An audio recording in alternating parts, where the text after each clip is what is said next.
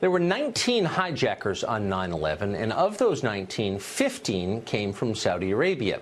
Ever since the day of those attacks, the family members of some of the victims have been pursuing financial compensation from the government of Saudi Arabia. But one of the biggest obstacles to that compensation was FBI Director and now Special Prosecutor Robert Mueller.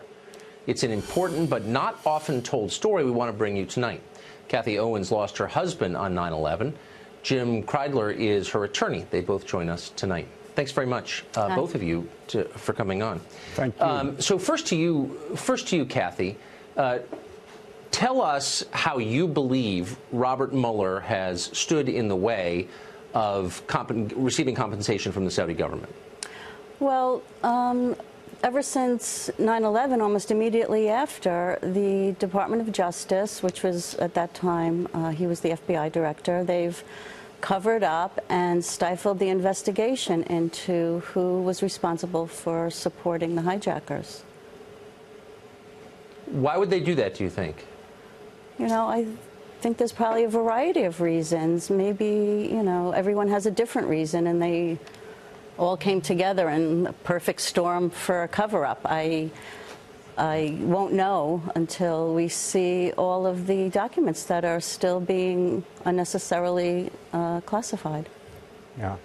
So, Jim, the suspicion that the Saudi government played some role in the attacks is long-standing. Yeah, I don't want to relitigate it here, but I'm just trying to get to the nub of Mueller's involvement in this. What role did he play? So from the moment of 9/11, President Bush's focus was on Iraq and Saddam Hussein. Right. And he didn't want to hear about Saudi Arabia's role.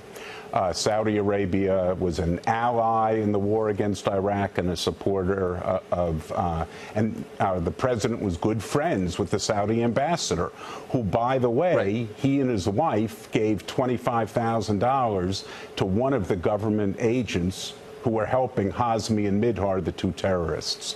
So, you know, there is this huge body of evidence that Saudi government officials prepared for the hijackers' arrival, helped them, got them money, English lessons, safe houses and apartments, and provided the aid without which it would have been impossible, according to the FBI agents who were working the case, for the terrorists to succeed. And President Bush and Director Mueller, instead of furthering that effort to find the whole story, quashed it. Interrogations were shut down. Documents have been kept secret. And that was continued by President Obama and by then Director Comey, in President Obama's case, largely to accommodate his desire to see the Iran nuclear deal passed. That's right. And the reason we are here, and our plea, the family's plea to President Trump, is to declassify the documents. There is no reason for thousands of documents that reveal both the Saudi role and our own government's cover-up for 17 years to be kept secret. And it's on that, I continuing fervently today. agree with you. Right, and in the darkness, all kinds of theories flower, and so it's best to know. And I agree with you completely, and I wish you both success in that. Kathy, you too, thank you for joining us, both of you, tonight. Thank you, Appreciate Tucker. it. Well, you're going to pull those pistols or whistle Dixie.